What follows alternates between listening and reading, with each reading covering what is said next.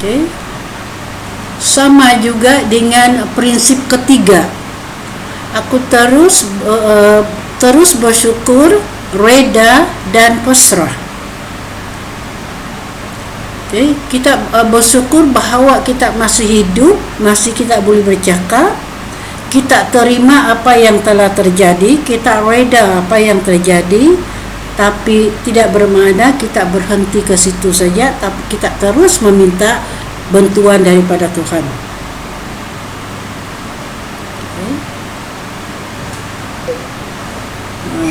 So, faham setakat itu. Dan yang keempat ialah aku terus jujur, ikhlas dan bertanggungjawab atas segala perbuatanku. Okey, pasal banyak bila ada benda-benda yang tidak kena, kita tidak nampak salah kita sendiri. Apa yang kita nampak kita salahkan kepada orang lain. Kadang-kadang kita salahkan anak-anak kita, suami kita, semua kawan-kawan kita. Kalaulah tidak begini, tidak begitu, tidak jadi begini. Kalaulah tidak begini, tidak begitu, tidak jadi begini. So, selalunya kita menyalahkan orang. So, bila terjadi macam ini, tarik nafas. Kita ada 7 cakra di dalam badan kita, tenaga di dalam kita. Itu yang kita akan tenang. So, selepas ini kita akan belajar bagaimana nak tenang gelombang yang berdebak-berdebak dalam badan kita, dan juga pikiran kita yang bercelaru sampai mau muntah. Di situ kita akan belajar semua melalui pernafasan dan meditasi. Okey. So, pasal ini 2 kaedah yang diperlukan dalam ilmu Reiki. Bagaimana kita kontrol, okey, bagaimana kita kontrol gelombang yang ada dalam badan kita. Okey, so ini hari kita banyak bermeditasi, lepas faham, dan kita akan juga belajar pernafasan.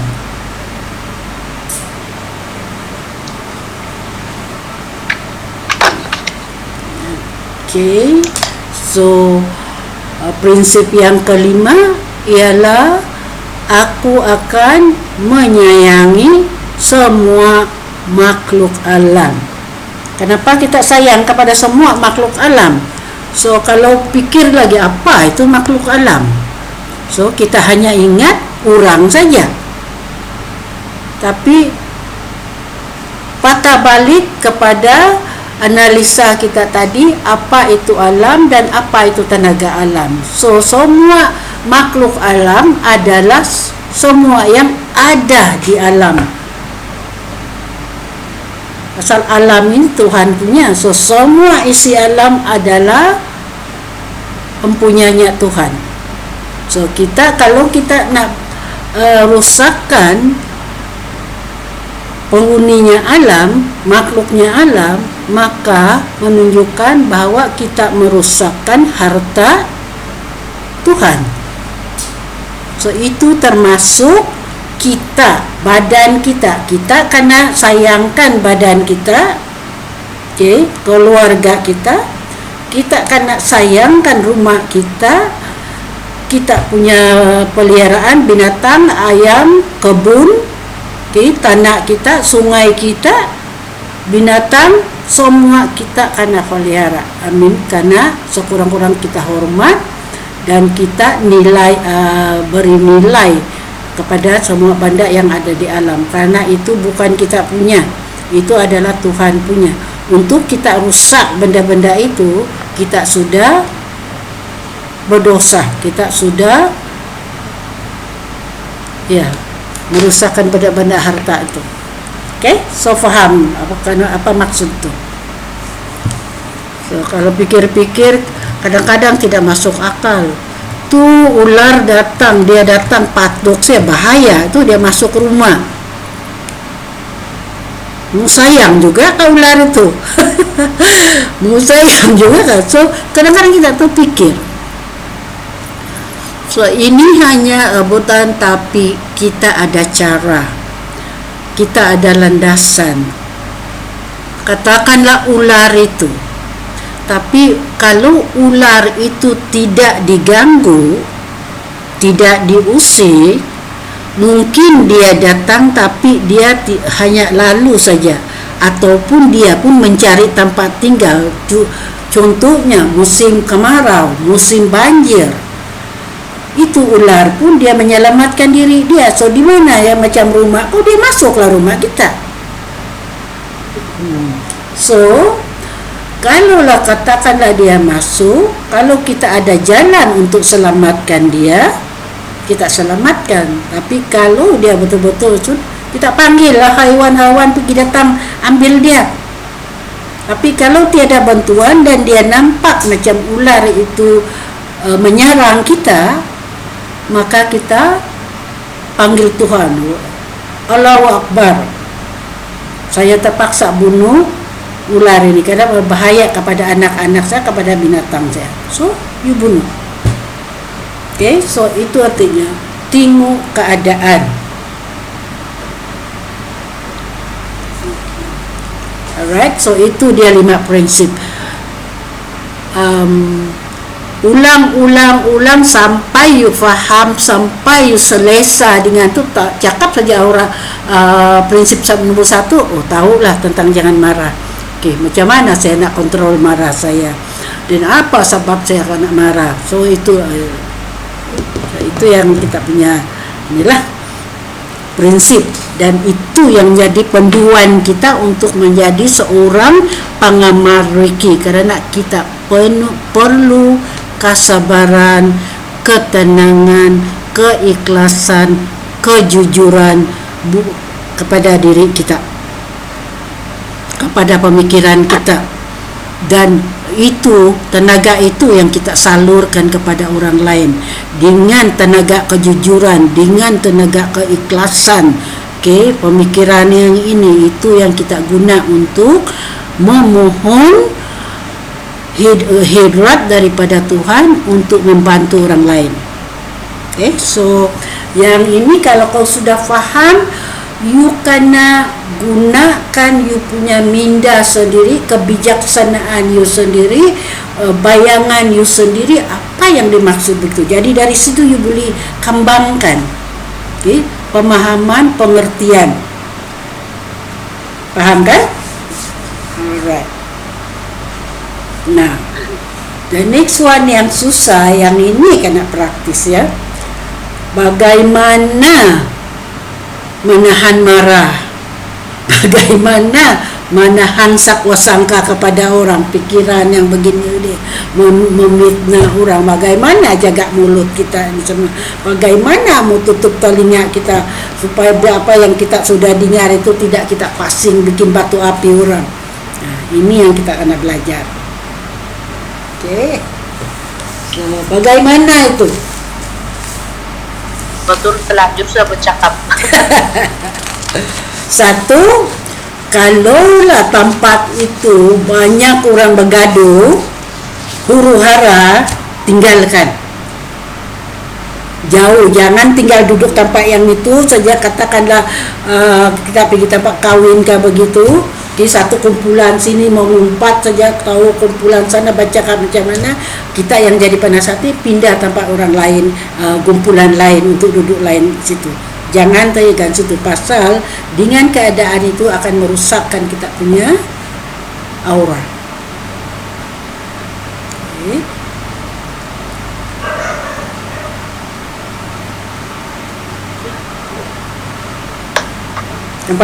Sampai jam berapa kita ini hari? Boleh saja sampai jam 11 kalau dapat. Okay, kalau ngantuk kasih tahu saja. Okay. Pelan-pelan kita pasal ni hari kita banyak praktis. Okay. Pasal sebelum attunement kita kena belajar pernafasan.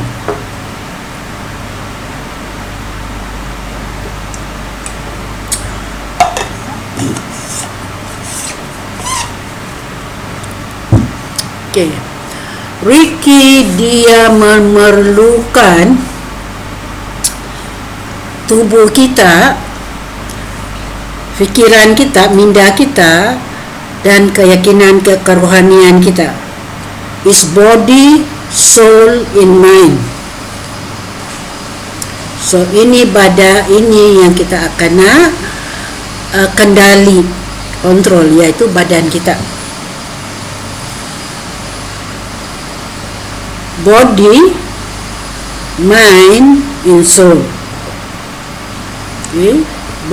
Body, badan kita, mind, pemikiran kita, dan ketuhanan kerohanian kita, soul. Dia berdasarkan kepada 3 fakta ini.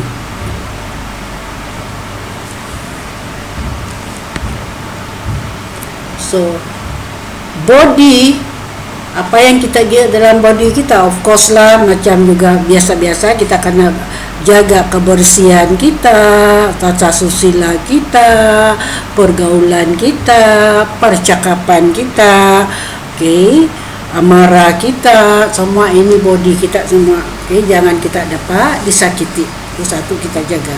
Dari segi pakaian, dari itu semua kita kena jaga kebersihan, kesihatan. Okay. Dan minda kita ialah sebuli-bulinya kita rajin membaca, berpikiran yang waras. Tapi yang palingnya, pikiran kita ini selalunya menyebelahi diri kita. So selalunya menyalahkan orang. So selalu ada juga yang selalu menyalahkan diri sendiri, terlalu mengutamakan kelemahan kita. Ini saya tidak bolehlah, yang ini saya tidak bolehlah, bukan saya yang macam inilah. Itu yang nama dia negatif. Semua cakap, semua menyalahkan diri, semua tidak boleh. So yang ini pun kita kena, karena the more you cakap, the more you berfikir. Kalau you cakap you lemah, you lemah.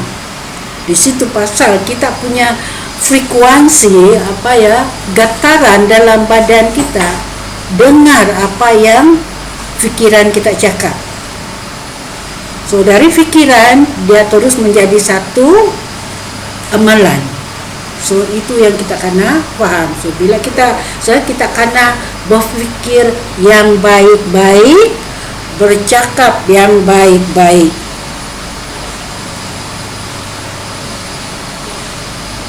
Very simple cakap ya. Cuba saja, boleh praktis. Kalau you bilang saya cakap dalam pikiran, sakitlah saya ini. So di mulut pun sakitlah saya ini. 2-3 kali you cakap you sakit, memang you sakit. Kalaupun kau tidak sakit, kau jadi malas.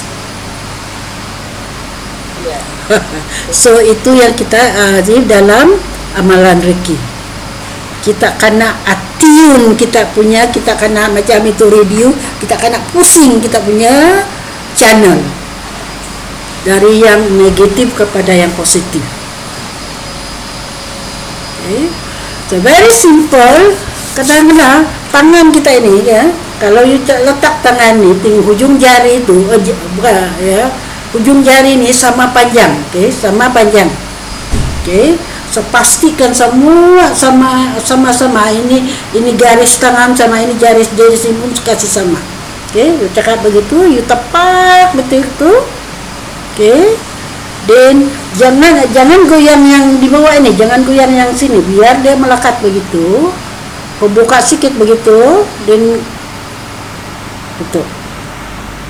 Dan niat, cakap 2-3 kali. Ini tangan kiri, ini kanan. Ini kiri. So you cakap jari kanan saya ini, jari kanan saya pendek, jari kanan saya pendek, jari kanan saya pendek, jari kanan saya pendek. 2-3 kali kau cakap, coba kau pusing. Nampak tak? Pendek. Kau boleh cuba. Inilah kita punya fikiran. Dia boleh mengakibatkan kita punya So kalau you cakap kau tidak boleh, memang kau tidak boleh. So itu yang kita kena tukar. Ini yang kita panggil juga niat. So bila kita meniat, kita kena jelaskan niat kita, pastikan niat kita itu positif, pastikan niat kita itu ada tujuan, ada pintu goal dia, terus dia masuk. Because bila kita merawat orang ataupun bila kita meminta kepada Tuhan, kita kena spesifik. Orang bilang mesti kita tentukan apa yang kita minta. Katakanlah, satu hari you dalam kesusahan, oleh kerana alung ya. Saya suka pakai gunda alung pasal kebanyakan orang yang saya ajarin semua wasa utang. So alung, katakanlah kau ada utang dia dan kau kena bayar juga dalam masa terdekat 1,000 ataupun 10,000. So di mana kau ambil duit tu? Kau minta kita dapat. Kau kena berdoa betul-betul pejam mata, lihat Tuhan, panggil Tuhan sampai you nampak dia, bayangan dia Tuhan, minta. Doa ikut cara sendiri, tapi yang pastinya jujur, ikhlas dan tepat. Katakanlah you nak 10,000, ya Allah ya Tuhan, kau tolonglah aku dalam kesusahan, dalam ini tolonglah aku minta 10,000, aku minta 10,000 untuk bantu saya. Ulang sekali hari ini, doa juga besok, insya-Allah you akan dapat. Tapi Tuhan ini lebih pintar daripada kita. Kita mungkin minta 10,000, dia tidak kasih kau 10,000 ataupun dia tidak kasih kau sebagai cash. Dia bagi ke aku, dia akan tunai you apa yang you minta, walaupun tidak 10,000, pasal Tuhan lebih tahu berapa yang boleh memadai, secukup-cukup itu. Dan kalau dia tidak bagi cash, dia akan bagi cara lain. Mungkin ada orang minta catering, ada orang kahwin, terus orang kahwin itu datang, boleh tak Kak tolong saya masak untuk 100 orang. Itu adalah jawapan doamu tadi. So di sini kita akan nampakkan bagaimana Tuhan akan menjawab kita punya doa. Itu adalah daripada minda kita, daripada fikiran kita, daripada hati kita untuk berniat meminta, daripada kejujuran kita, betul-betul kita minta. So ini yang kita maksudkan karena spesifik.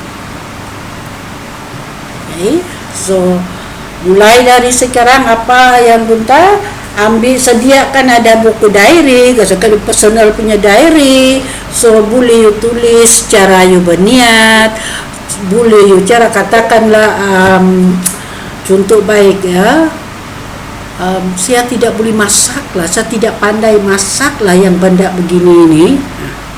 So elakkan dari menggunakan perkataan tidak pandai, tidak boleh, kerana itu you merendahkan you punya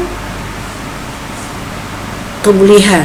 So ubahkan perkataan itu, saya boleh masak ini, tetapi tidaklah secantik yang ini, tapi saya percaya. So the same maksud, hanya dia punya cara bercakap.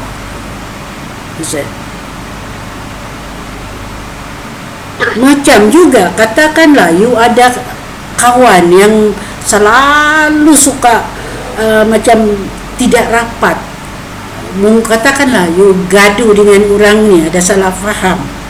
Secara kebetulan ada jemputan untuk kenduri, so you kena pergi kenduri ni, tetapi dia pun akan datang.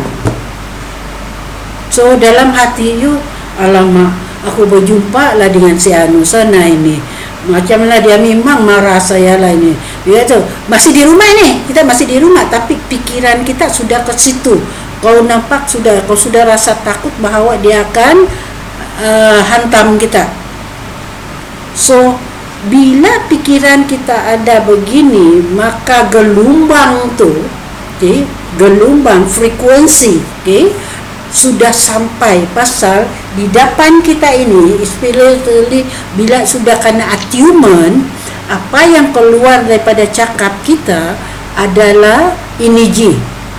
Dia boleh guncangkan molekul-molekul di depan kita, walaupun kita tidak nampak, dia boleh travelling, okay, jalan sampai. Ya, so kalau you sudah ada pikiran begitu, bila kau sampai di situ, pasti dia akan, orang yang you maksud tadi akan ambil cara untuk menyakiti hati, sama ada menyindir you atau membisikkan apa saja yang membuat you sedih. Tetapi cuba you ubah dia pusing. Mama, aku mau pergi kenduri ni, si Anu mesti ada sana. Allah ya Tuhanku, lindungilah aku, lembutkan hati dia, semoga dia senyum, senang ataupun tidak membangkit, itu kami akan berkawan. Okay? So cakap yang itu sudah menjadi energi, tenaga. Sampai di sana, insyaallah. So banyak yang ini yang kita kena bila you sudah belajar atau mengamal, inilah juga yang you jadi amalan. Okay? Biasakan diri, dan dari situ you akan nampak kebetulan benda itu terjadi. Macam sekarang ya, Liana ada restoran. Okay, so bila you kena attunement, you punya tenaga sudah kuat, niat you sudah kuat, sudah bergabung. Bayangkan masih di rumah ataupun malam sebelum tidur ke apa, besok kau sudah bayang kadang you, meja nombor 1 sini, meja nombor 2 sana, nombor 3 sini. You bayangkan, besok meja nombor 1 memang penuh orang. Okay, penuh orang. Kau sudah bayang kadang you sudah penuh orang. Okay, dan coba tengok besok, betulkah penuh orang atau tidak. So inilah exercise yang you kena praktis. So bila apa yang you tengah ingat tak yang saya cakap dengan pasal Mika Oso itu. Dia duduk di restoran, dia nampak tukang minum di situ, dia bilang, alangkah kalau orang itu datang untuk antar saya air. Tiba-tiba orang itu datang air. So demikian juga dengan cara kita kena tiru cara itu, dan bayangkan, ini yang kita panggilkan kuasa bayangan. Kita pakai kita punya mata ketiga. Okay? Dari sini kita sudah nampak apa yang berlaku, kita sudah fikir apa yang sudah berlaku. So ini kena praktis. Selalu barangkali dalam 5, kalau ada satu yang betul-betul berlaku, hati you rasa bagaimana? Wah, betul pula. Ini yang kita kena ambil masa praktis. Ini ialah datangnya daripada pemikiran kita, minda kita. Ingat tak, body, okay, mind, soul. Badan, minda, pemikiran, dan keyakinan, kerohanian. Ini 3 bergabung. Dia punya gelombang, frekuensi dia akan menjadi satu aliran yang kita panggil kundalini. Fungsinya kundalini. Sudah bergabung kita punya cakra. Tujuan tenaga cakra kita sudah bergabung. Okay, so dia berkoordinasi, bekerja sama. Apa yang you pikir, apa yang you doa, niat, dan apa yang you lepaskan, itu menjadi satu set. Dan disitulah kita akan menyaksikan kebenaran-kebenaran, kekuatan kita, dia bang bekasan pula. Okay, faham setakat tu? Asal Ya. inilah amalan dan inilah kepercayaan yang you akan bawa dari diri sendiri sampai kepada rawatan. Bila kita merawat kepada orang, begitu juga pemikiran kita. Kita percaya bahawa orang yang datang minta rawat kita itu, okay, dengan jujur, dengan hati, saya boleh merasa apa yang di mana silapnya. Okay, katakanlah kita buat scanning body orang itu. Okay, dan saya lepas tu sudah kau dapat, okay, kalau ataupun kau tidak rasa apa-apa, semuanya sama. So kalau semuanya sama saja, seimbangkan saja, teruskan saja pembersihan. Saya bersihkan, saya buat cleansing, buangkan semua gangguan-gangguan orang pelayan ini. Kalau dapat nama lah, si Anu ini bersihkan segala cakra dia, bersihkan segala pemikiran yang negatif, bersihkan segala sumpahan-sumpahan orang kepada dia, bersihkan segala sihir orang kepada dia, ataupun larikanlah atau hancurkanlah jin-jin yang berada dalam badan orang. Sapu saja badan dia daripada kepala sampai ke kaki. Okay, kita buang. Okay, kita bersihkan, kita sapu untuk bersihkan segala cakra dia. So itu semuanya dari pikiran kita dan niat kita dan doa kita dari kepada Tuhan untuk membuangkan apa itu. Kita hanya buat, okay, kita hanya sapu. Okay. So itu penyembuhan dia. Right, boleh kan? Saya makan-makan sudah ni. Begitulah, makan-makan asal jadi relax.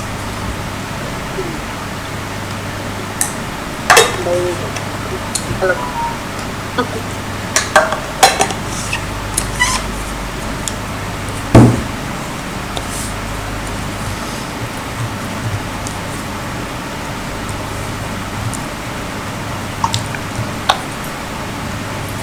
Lepas nanti kita sudah bincang cakap-cakap begini pada penerangan kepada kamu. Ini lepas tu baru kita buat praktikal pernafasan dan juga bagaimana cara meditasi. Bis kalau kau sudah pandai pernafasan, meditasi, okay, dan kita belajar rawatan diri, rawatan kepada orang. Lepas tu sudah tahu yang ini, kita buat attunement, penyelarasan. Pasal you sudah ada ilmu dia, you sudah ada pengetahuannya, dan sudah kau tahu cara dia, dan baru kita buat attunement. Okay, kita buka cakra. Dan pada masa itu baru you boleh tahu perbezaan dari sekarang dan selepas attunement you.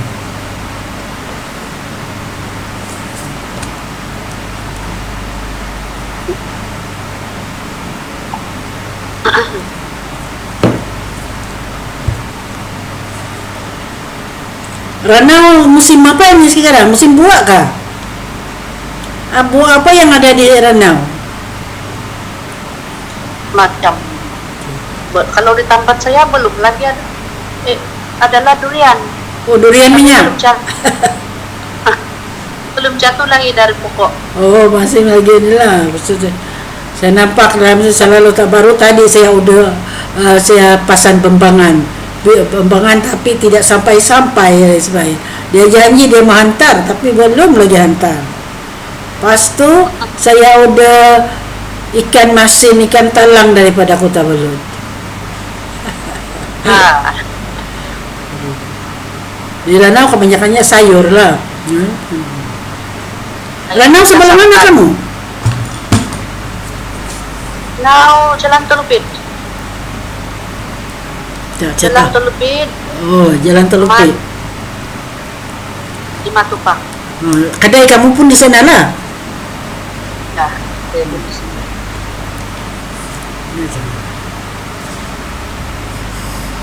Tapi itulah banyak betul masalah sebenarnya kedai. Mulai kami sakit, anak-anak saya semua sakit macam kena sihir bah. Untuk kadai ya mau 6 bulan sedikit 1 tahun. Sekarang sudah berapa lama kadai? Nah, 1 tahun sudah? Kalau habis tapi anak masih lagi tuh belum lagi dia sembuh-sembuh, kadang-kadang datang sakit perut dia.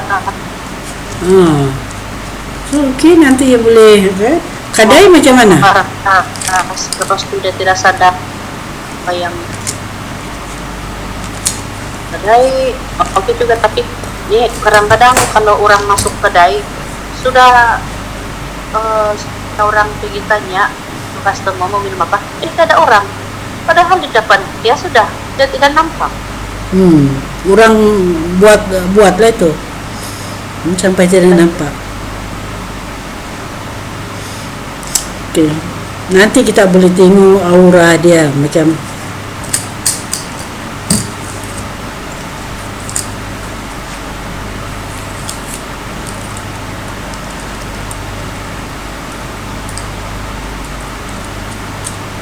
apa nama kedaimu?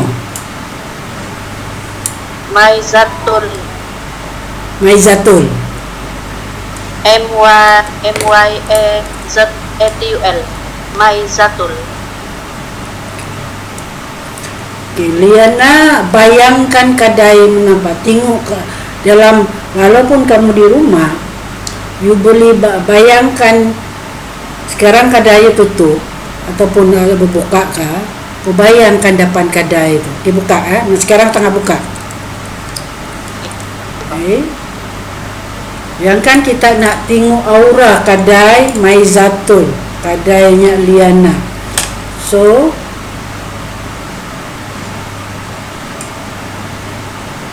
okay, aura kedai Maizatul, kedai Liana di Ranau.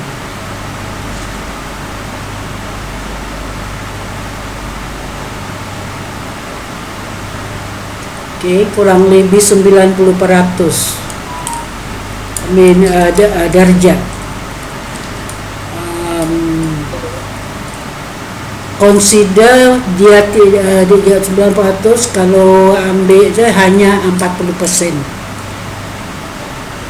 Okay, so tidak bilang bagus, juga ada juga customer sikit. Okay. Tapi mungkin ada angin pada saat-saat yang kita dah. So bila you sudah dapat you punya Down syndrome, you boleh tanya. Buat angin sini. Angin.